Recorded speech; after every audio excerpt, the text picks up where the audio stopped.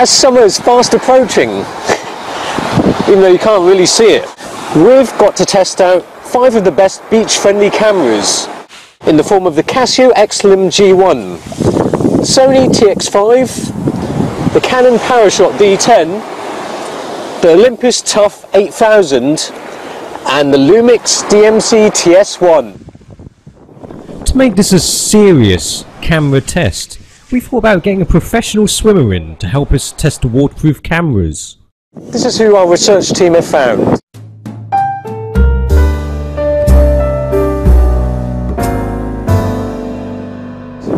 Hi, I'm Yo-Yo. Unfortunately, we soon learned that there was a monsoon coming.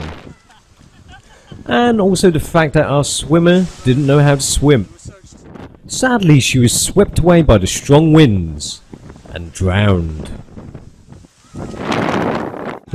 Not really, but what that meant was that I would be the one getting wet. Oh my god. Well, somebody was amused by it. So, on to the serious test. Quite waterproof. So we're going to test these products out first by testing the image quality. I took a test shot with the Sony TX5, but what did I think of the image quality? It's alright. Next camera and the model was in place, but unfortunately the camera was not waking up. Okay. Hurry up. And it was suggesting that we should give it a good poke. Okay, so we won't be testing the Olympus Tough 8000 yet.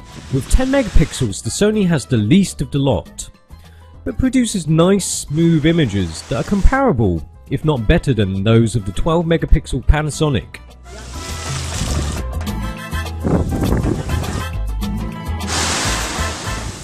The images from the Canon PowerShot D10 are certainly very nice and detailed, but the question is, which one has the best image quality?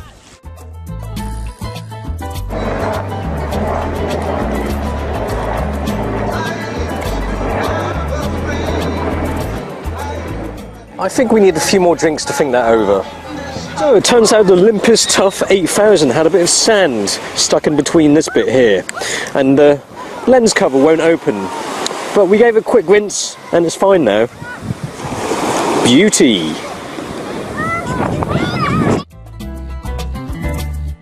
Now we've got the Tough 8000 working. Let's try it out.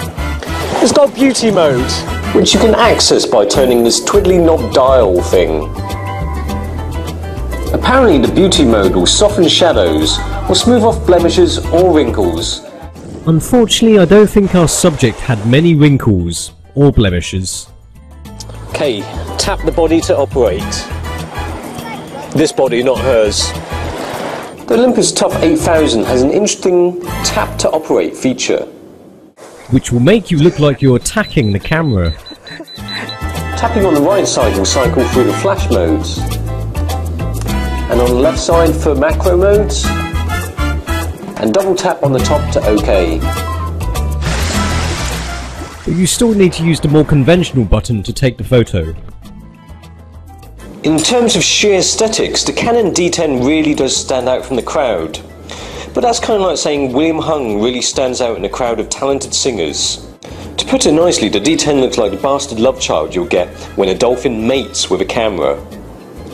But the D10 is waterproof to 10 meters, which along with the Tough 8000 is the most of the lot.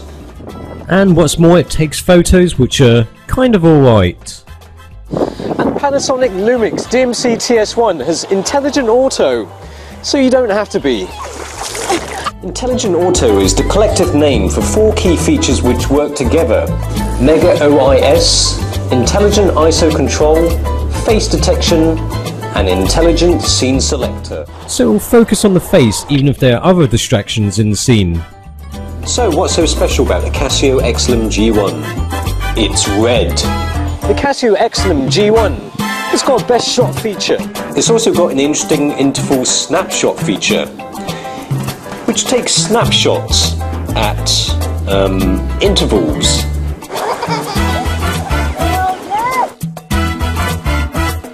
And the Sony TX5 is a nice 3-inch touchscreen. The whole back of this camera is taken up with a 3-inch touchscreen which is nice and easy to use, with a nicely laid out interface. There are still buttons on the top such as the on-off button, shutter button, zoom and the playback. The touchscreen lets you cycle through your photos in playback with a quick swipe. However, it's not like an iPhone where you pinch to zoom. With its compact dimensions, 3-inch touchscreen and a fancy slidey cover thing on the front, it seems like a stylish camera to take to the beach. But the problem is with this slidey thing is that it traps the sand in between the gap. So when you slide it, it makes a nice gritty sound. Back to your lovely shiny paintwork. Not so stylish, eh? So we're going to test the autofocus of each camera by doing a bit of action shots. Okay, let's go. Despite being the only camera without IS, the Casio G1 didn't do too badly. The Sony benefits from an anti-motion blur mode. Okay, let's see how intelligent the auto is on Panasonic. And it performed quite smartly, even though I didn't.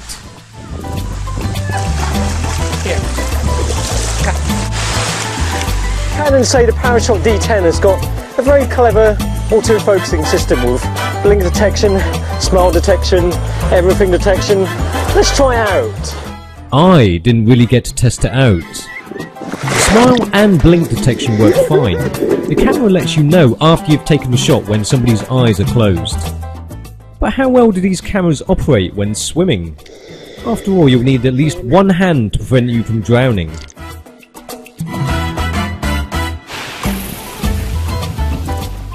Most of them benefit with having all their buttons laid out on the right side of the camera, apart from the Canon. At least I've put the key buttons on the right side of the camera in the form of large rubberized buttons. The Sony also requires a second hand to touch the menu button. The Panasonic, Olympus and Casio are all good for one-armed bandits. Yes! Alright. How about you see for yourselves? Although Panasonic and Sony have the clear advantage with 720p recording.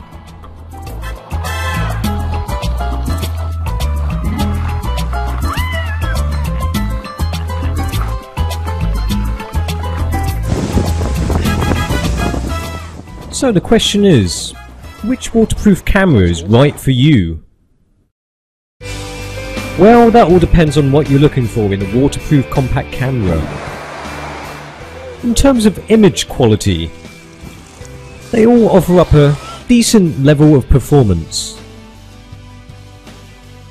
Pick the camera with the features or the style to suit you best.